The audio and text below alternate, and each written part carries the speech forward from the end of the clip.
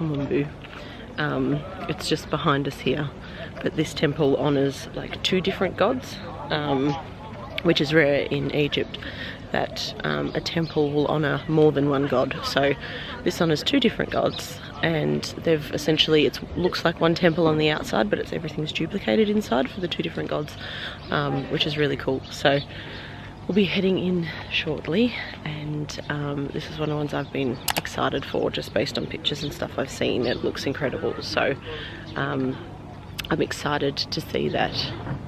And yeah, there's 2 different gods, the crocodile god and the bird god are the 2 that are honoured in this temple, so it's going to be really cool.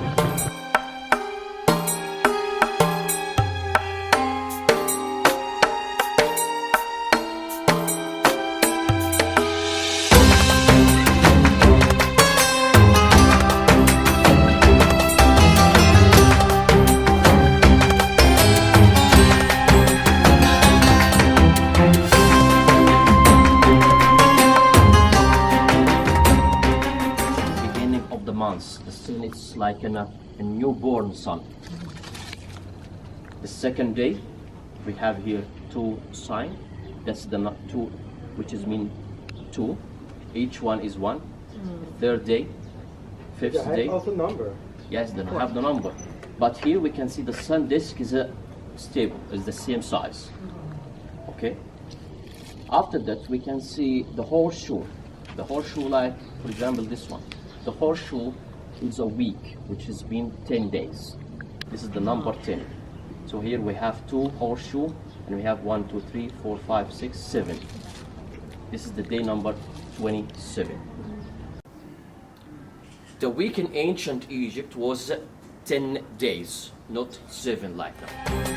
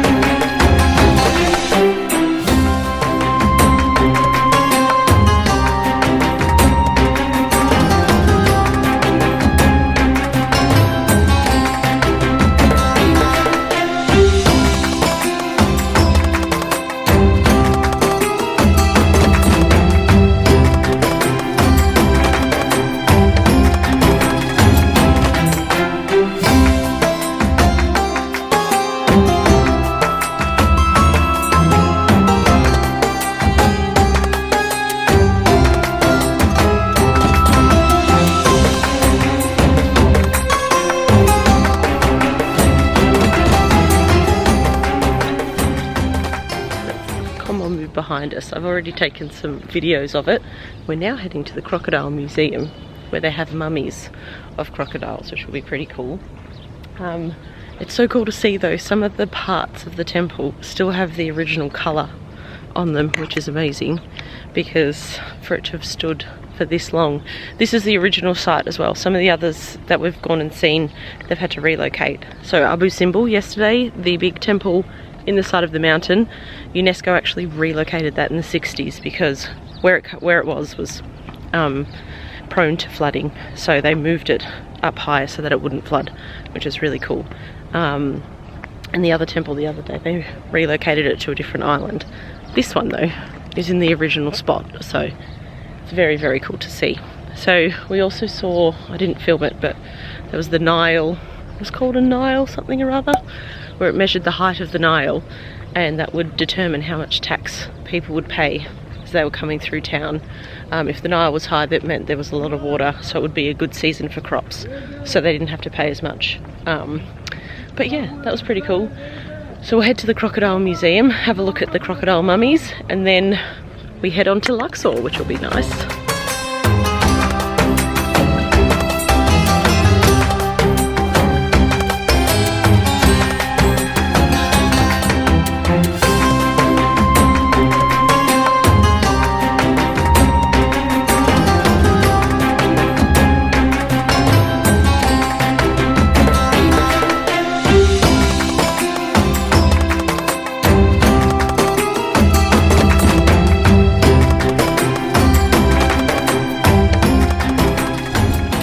we've made it to Luxor. We're staying at the Lotus Hotel. It seems really lovely. It's got the little room. I'm on a solo room, so I still get 2 beds every single time. But these ones have like one long pillow, and it's kind of not quite a double bed, but like a massive wide single. So that's a win. And I've got a little balcony, and it looks out to the Nile. And oh, hang on, not that door. Let me figure out the door. Oh, and it looks out to the Nile and the pool, which is fun. It's very warm out here. It's currently 45 degrees today in Luxor, but this is my view. So we have the Nile and the pool.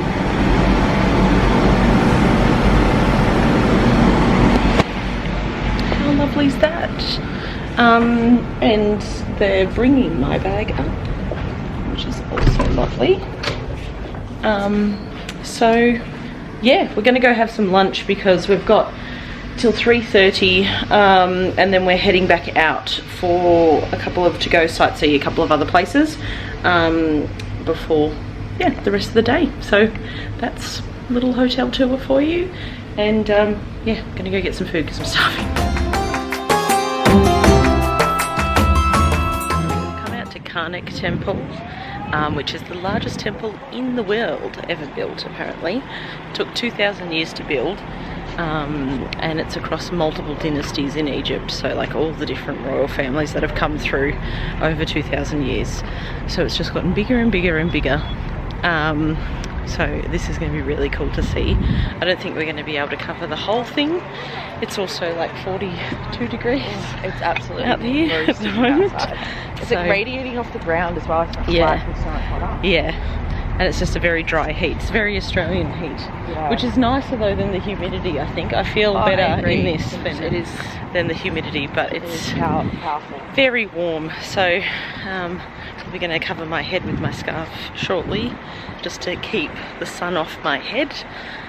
But yeah, we're here, so I'll film this. I'm excited to see this because there's so much in it.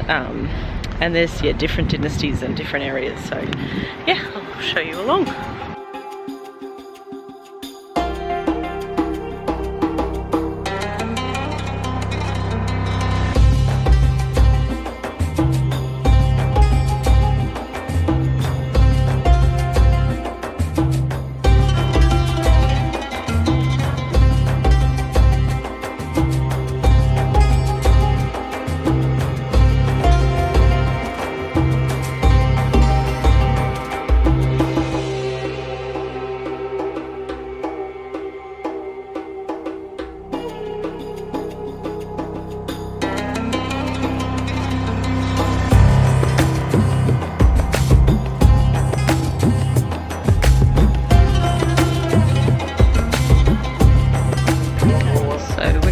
Walking around the scarab beetle, and the legend is that you walk around it 7 times, and once you do, your wish will come true. Either 7 seconds, 7 minutes, 7 hours, 7 days, 7 weeks, 7 months, 7 years, something with 7. So you're supposed to walk around it 7 times, and we're doing it in 42 degree heat at the moment, but yeah, it's what we're supposed to be doing, so I'm going to do that. Hope it comes true.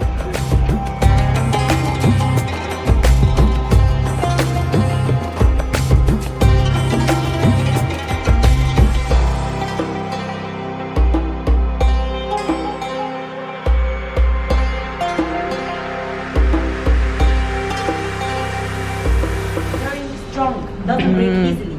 So the ancient Egyptians used it for making the sandals, the boats, the hats, and the beds.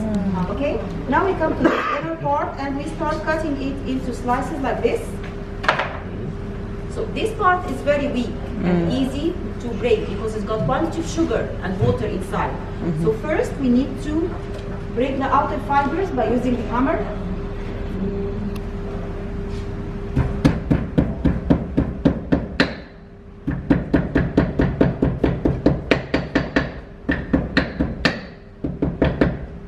Then we use this one island pan to remove the water.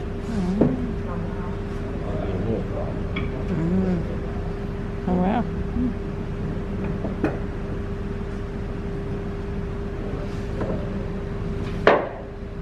Now the slices became more flexible, easy to roll, and doesn't break. We put them in water for 6 days.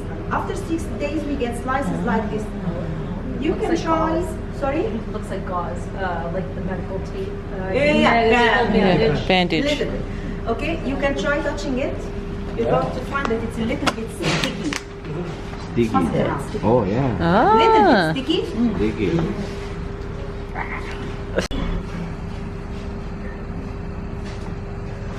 Okay, till the end. And then we add another horizontal one.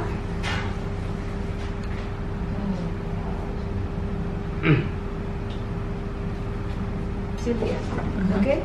We put it all under the press machine for another 6 days.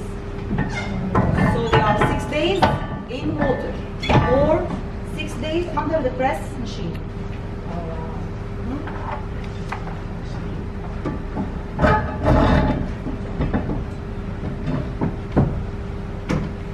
Finally, we get a papyrus paper like this. It's very strong and it's very flexible and easy to roll. It's like the normal papers that we are using nowadays at home.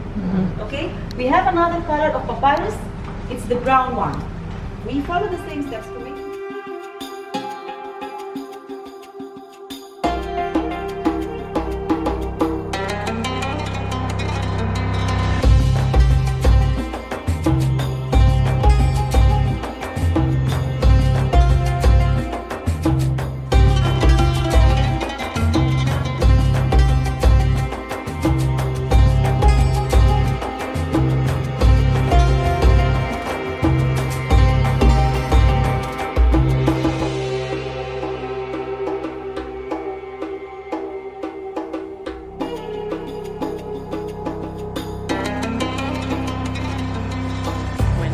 Luxor Temple.